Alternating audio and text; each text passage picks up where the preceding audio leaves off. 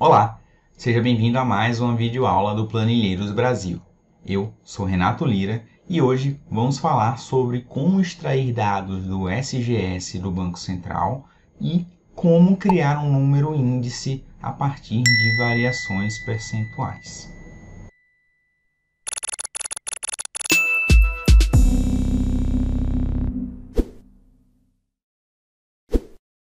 O SGS, Sistema Gerenciador de Séries Temporais, é uma ferramenta do Banco Central centralizadora de vários indicadores importantes, independente de se o gestor da informação é o Banco Central ou não. Eles podem ser separados por fonte, e essa fonte pode ser um departamento interno do Banco Central, onde existe algum funcionário responsável por manter esse dado atualizado para outra pessoa utilizar. Então, por que eu estou falando de SGS? Pois o SGS ele é uma fonte confiável para a gente achar o CDI, que é referência para avaliar a qualidade de determinado investimento financeiro.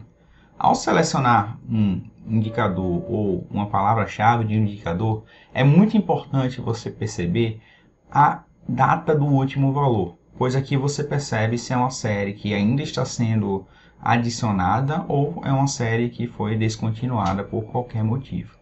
O CDI, da fonte CETIP, ele possui o código 12. É isso que a gente vai gravar. Por quê? Porque através da sintaxe do SGS, que se assemelha muito para obter esses valores. Então, por exemplo, para essa série aqui, porém, para o código 12, que é o CDI que a gente está interessado, a gente tem informações desde 1980, o mesmo padrão que a gente vem fazendo, que seria o FN extrai SGS. Eu vou copiar todos os parâmetros aqui e vamos uma consulta nula ou consulta em branco, a depender da tradução, e em obrigatório, onde é basicamente o código da série SGS. Interessado, eu vou pegar o período inteiro. Vamos invocar a situação. Então, se eu quisesse de um período, um range específico, bastaria eu colocar aqui a data. Por exemplo, de 1 de 2018, 2008, na verdade, até date 1 do 11 de 2021.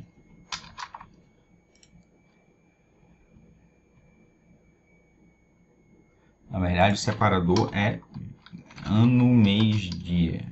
É 2008, mês 1, dia 1. 2021, mês 11, dia 1. Agora ele está funcionando. Então eu tenho aqui as datas, né, de valores do fator do CDI. E como que a gente vai comparar um valor em 2 de janeiro de 2008 com um valor em 29 de outubro de 2021?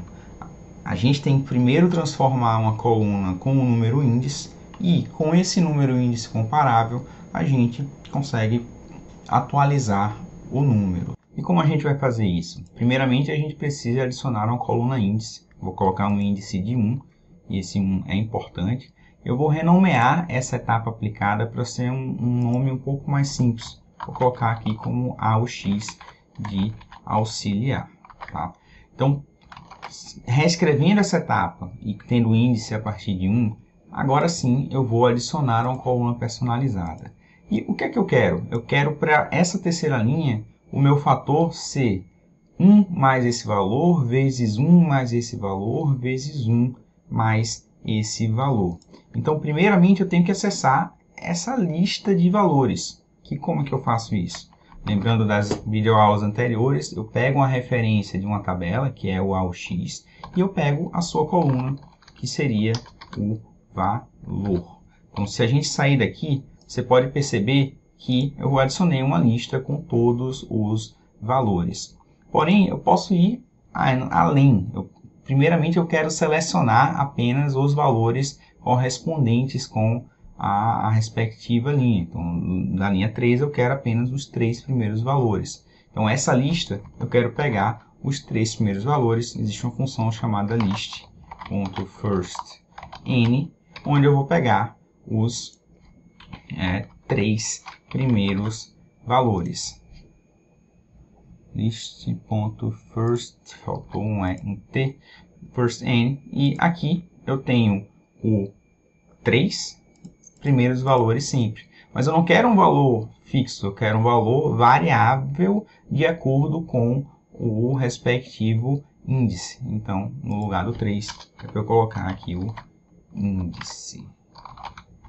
Então, dessa forma, no primeiro eu tenho um valor, no segundo eu tenho 2 valores e, basicamente, eu tenho que adicionar um para cada um desses aqui e fazer o produtório. Como que eu adiciono um? Existe uma função onde eu transformo, que é o list.transform, onde, a partir de uma lista base, eu vou adicionar uma função com a função que eu quero.